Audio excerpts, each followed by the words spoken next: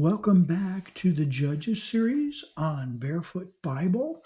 I'm David Wright, your host. We continue today with compromises in Canaan, and we'll cover Judges 1 verses 30 to 36. So we're closing out the first chapter together. Verse 30, nor did Zebulun drive out the inhabitants of Kitron or the inhabitants of Nahalal. So the Canaanites dwelt among them and were put under tribute. In other words, they taxed them. Nor did Asher drive out the inhabitants of Akko, or the inhabitants of Sidon, or of Alab, Akzib, Helba, Aphek, or Rehab. So the Asherites dwelt among the Canaanites, the inhabitants of the land, for they did not drive them out.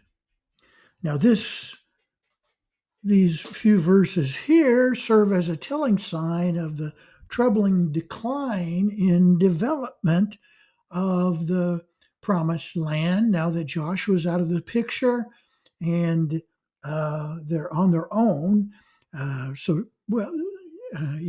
mostly what's coming. He's elderly at this point and about to die in the next chapter here. So there's a decline in the development of the promised land. First of all, the first tribe to step forward and wrap up the conquering of the land was Judah in verses 19 to 21. And they had a successful attack and gained total victory, followed God's commandments to the exactly. And then the partial victory is seen in verses 22 to 26, where the tribes of Joseph, that's Ephraim and Manasseh, allowed some of their enemies to coexist with them, and we've already read about that. And then compromise tolerance was seen in Judges 27, and we've read a little bit of the verse 31, 32 as well. So Manasseh, Zebulun, Asher, they opted for a tolerance-based approach instead of conquering the land as God instructed them. So they permitted their enemies to remain and then charged them taxes.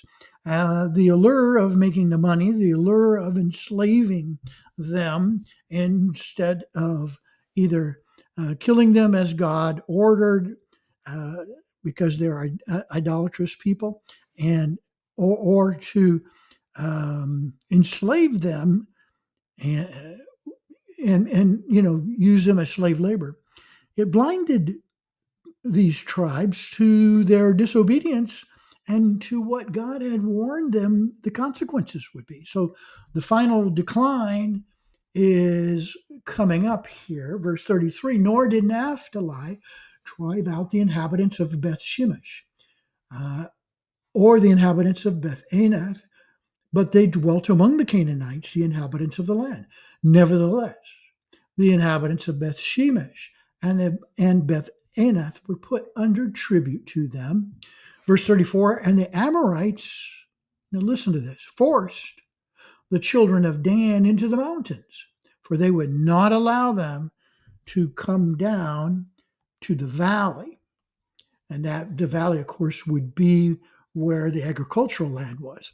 So this leads us to the total compromise, where they didn't follow any of God's instructions and just lived in the land of the Canaanites with them. So the tribe of Dan exemplifies total compromise, withdrawing rather than conquering.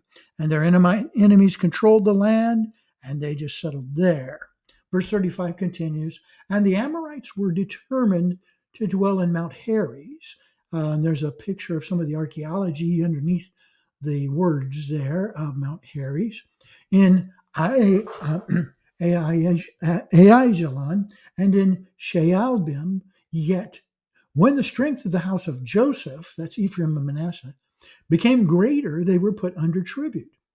Verse 36, now the boundary of the Amorites was from the ascent of Akrabim, from Selah and upward. So verses 35 and 36, we just read to you, illustrate the results of tolerance and compromise. Their enemies defeated them. Uh, and we would agree that we've witnessed troubling trends in many countries. And Gary Enrig, in his book, Hearts of Iron, Feet of Clay, make some good observations. Quote, in our time, the winds of the me generation are blowing a strong and deadly virus.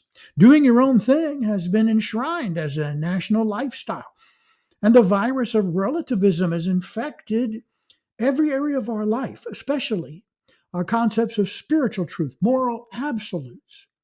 Our society is increasingly secular, increasingly pagan, and vigorously anti-Christian. Now we must remember, compromise is not a static thing. One compromise always leads to another unless you stop it. And the consequences also become greater and greater. They're exponential. So we need to keep that danger, keep out sign in mind when we choose to compromise. It's going to have a very negative ending for us. Now, next week, we'll continue with Judges chapter 2, and we're going to go over verses 1 through 4, which I've titled From Worship to Weeping. Some important truths here as the angel of the Lord confronts the people about their failures that we've just studied. And I am glad that you joined us today, and please join us next week. Look forward to it, and let's continue studying the important principles of God's Word together. God bless.